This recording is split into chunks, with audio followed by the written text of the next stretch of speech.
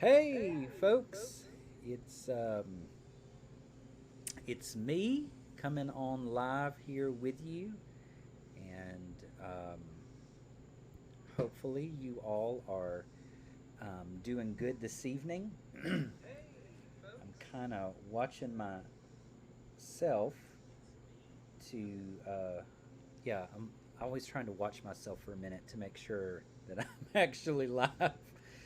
So anyhow, it's good to see you all. Hope you're doing well. Um, I know that it's a busy time for a lot of families right now, for sure, because school is starting back. And I know, as we've mentioned several times, there's a lot of nervousness about that, a lot of uncertainty. Um, I know families who are sending students back in person, families who are using virtual schooling. And with all of those things, it's uh, an interesting time trying to get kids back on schedules and all that good stuff. So I hope you're all doing well out there. And I'm here this evening. Excuse me. I'm outside here, so someone's cutting trees this this this way. So anyway, you may hear that in the background. But as I've mentioned before, just wanted to come on here for a few minutes, and whether you're watching this live or whether you catch it later, um, simply have a discussion with you from session two. We're trying something a little bit different than we've done before at the church. This is the second week. Each Monday, we are putting up a live video teaching session, and we're going through and teaching um, what it means to follow Christ on the way. That's kind of how we're doing this. And we're looking at the books in the Bible of Luke and Acts, which are a two-part account that Luke gives us. And so um, this is our second week. And each week, when the video content goes up, it usually goes live to Facebook, our social media accounts first. After it goes live, we get it patched over to the website. Sometimes it takes just a little bit of time there. And then we have some discussion handouts that we have been trying to provide there for that as well. And so we are in our second week of this study. Um, and on Wednesdays, of course, we're doing some live discussion about the question and discussion guides. So this is our second week um, of looking at the books of Luke and Acts. What does it mean to follow Christ on the way? And this week, this second session, we are mainly in, well, exclusively in, I guess you could say, the Gospel of Luke. And so all of the scriptures that are on the discussion guide referenced are in Luke's Gospel. And just to kind of give just a brief cap of what was discussed in that session two original teaching presentation, we talked about how the way of Christ is the way of peace. And it's it's interesting how the Gospel of Luke and the book of Acts present this. And I encourage you, of course, if you haven't had a chance to go back and check out the second teaching session.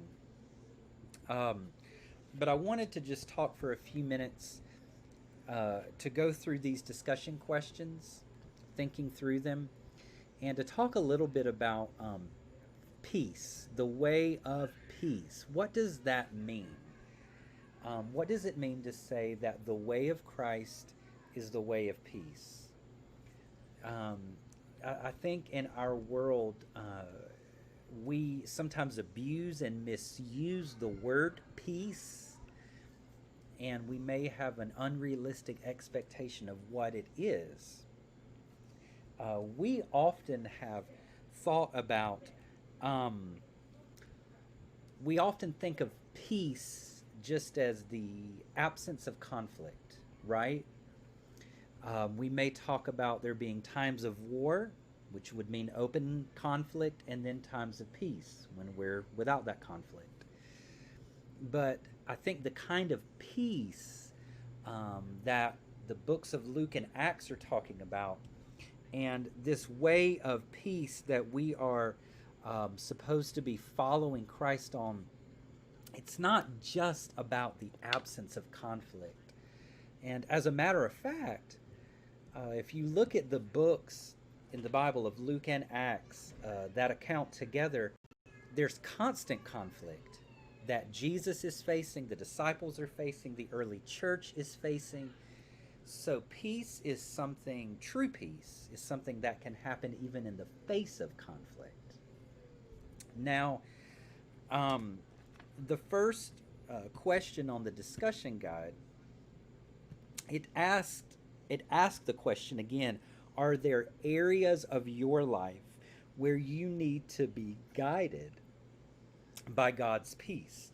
And that whole idea of being guided by God's peace, it comes out of words that Zechariah is speaking about his son John the Baptist, who comes to prepare the way for the way of the Lord. And Zechariah says that his son John will help the people of God to be guided in the way of peace. And it's interesting, if you go back into the prophet Isaiah, chapter 40, you will see that the way that John the Baptist is described, the one who is preparing the way for the Lord, that originally comes from the book of Isaiah, chapter 40. And there in Isaiah 40, if you read through that book, that chapter of the book of Isaiah, you'll start to understand the way that this idea of peace, as I talked about on Monday, comes from this word shalom, which is wholeness, restoration, reconciliation, redemption. When Zechariah says that the people of God are going to be guided in the way of peace, it's not just about the absence of for God's people, facing God's people. I think Zechariah is saying the people of God are going to be guided in this way of wholeness and restoration and redemption. And you can see that in Isaiah 40 when you look, as God talks about providing comfort and care for his people. So again, when we talk about areas of your life where you may need to be guided by God's peace, there's so many different things I had thought about. And of course, it's a personal answer for each of you. But sometimes our homes are places where we desperately need to encounter God's peace.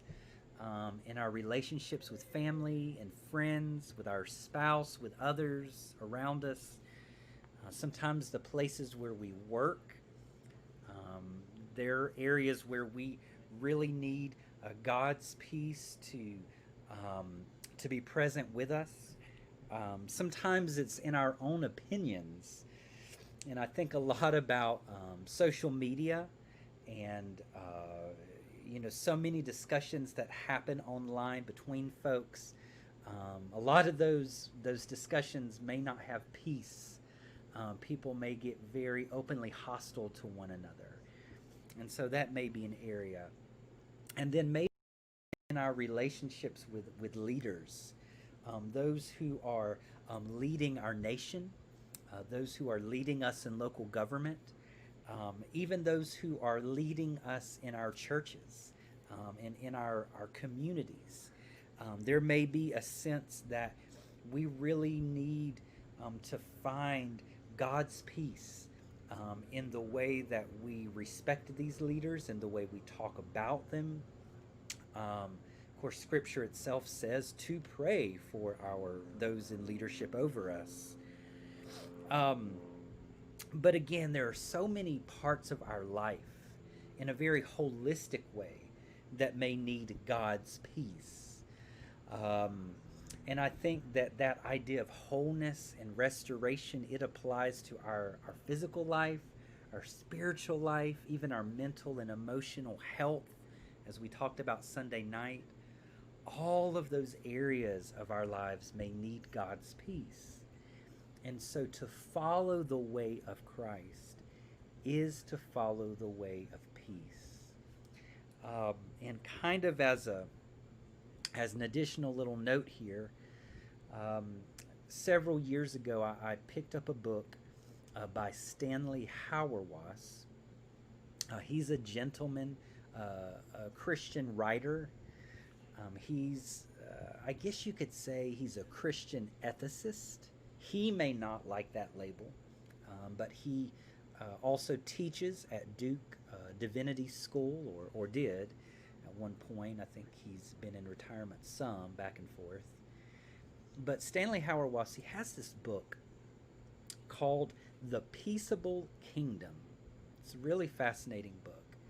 And I remember reading it several years ago, and Stanley Hauerwas says that he believes one of the defining characteristics, if not the defining characteristic, of Christian believers, those who are disciples of Christ, is peacemaking. He says he believes that is the strongest witness we have in this world as Christian believers, is to make peace.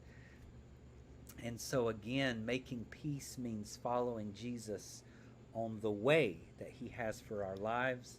It means seeking out wholeness and redemption, reconciliation with all people.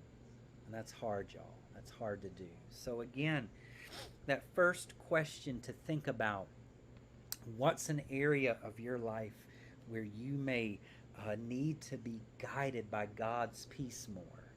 And again, excuse me, it doesn't mean that there's going to be an absence of conflict in your life, but it means that you're choosing to follow Christ on this way of wholeness and reconciliation that he calls us to. And feel free, if you're watching, if you need some clarification or have a question, to put it up there in the comments. And again, if you haven't had a chance to watch the video that went up for Monday, maybe take a look at that first too. It might help to explain a little bit more. But the second question that's on the discussion sheet for this week, it ties into kind of the second part of Monday's video session. When we follow Christ on the way of peace, that means that we serve the needs of those around us. So following Christ means to follow him on the way of peace. That's the way of Christ. And as we seek this wholeness and redemption and reconciliation for all people, even people that are hard to love, it means that we serve the needs of others. And of course, one of the scriptures we looked at, or a couple of scriptures we looked at in regards to this, were Mary's song in Luke chapter 1, where she talks about serving God in humility.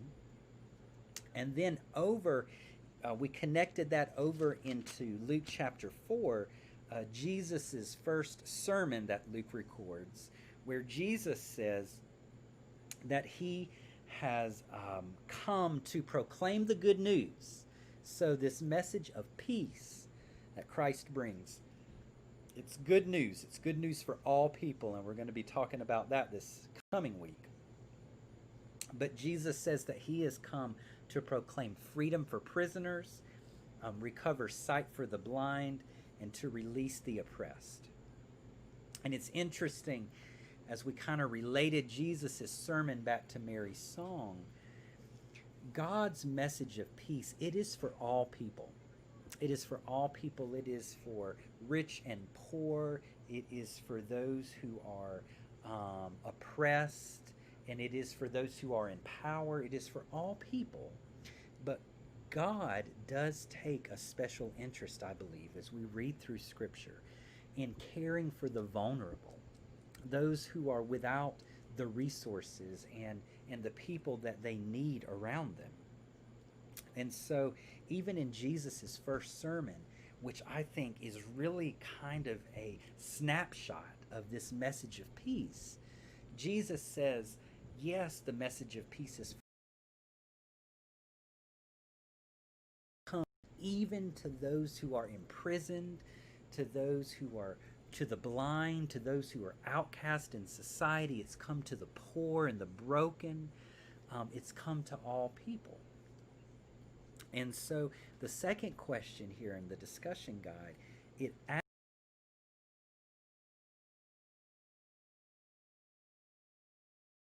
of the oppressed, the imprisoned, and the poor around you. And again, that's a very personal question, something you definitely have to think about um, for yourself in the place where you are. And um, I think one of the thoughts that had come to me as I've been thinking through that second question, it's important that you identify who the poor and the broken and the outcast are around you. Sometimes we may not even feel like we know who we should be serving. And so I encourage you. Ooh, hear a little bit of thunder out there. So um, I encourage you to, as you follow the way of Christ, as you follow Christ, I encourage you to be people who are serving the needs of the broken and the poor around you. And the first way you can do that may be something as simple as praying and asking for Jesus. Show me, um, show me the way to the poor and the broken and the lost and the outcast in my community. Help me to find them that I can take the good news of Christ's peace to them. So again, those are just a few, kind of comments and thoughts about our discussion guide for this week. Again, I encourage you to go back if you haven't had a chance and take a look at Monday's video. Um, I encourage you to truly ask God in this time that we are living in. I think, like Stanley Hauer was, one of the best witnesses we as Christian disciples can have in this world right now is following Christ on the way of peace. And that peace means that we are walking in a way of reconciliation with people. It means that we are trying to seek out and offer to all people wholeness and redemption and kindness. Um, that sense of peace in our lives means that we are in a reconciled relationship with God and with ourselves and with others, and that's what we're trying to offer in this world. And as you follow Christ in that way of peace, I encourage you, be a person who is constantly asking Jesus, Lord, help me to um, to see, help me to see and to notice the poor and the broken and the outcast and the forgotten around me, and look for ways to serve those people. Um, and as we do that, as we follow Christ more faithfully on the way, as we follow the way of peace, as we seek to serve Him more, we will experience the true blessing of God in our life. And next week, that's what we're going to kind of explore is two things really. How this message of peace, how this way of peace that we are to follow, how it is good news for all people, and how we can experience the blessing of God by walking in that way. So I look forward to hopefully seeing and interacting with some of you again next Wednesday. Again, the first two video sessions and discussion guides are online. And then this coming Monday, our third week will continue as we follow Christ more faithfully on the way. So, blessings to you all, and have a wonderful week and weekend. Okay, bye bye.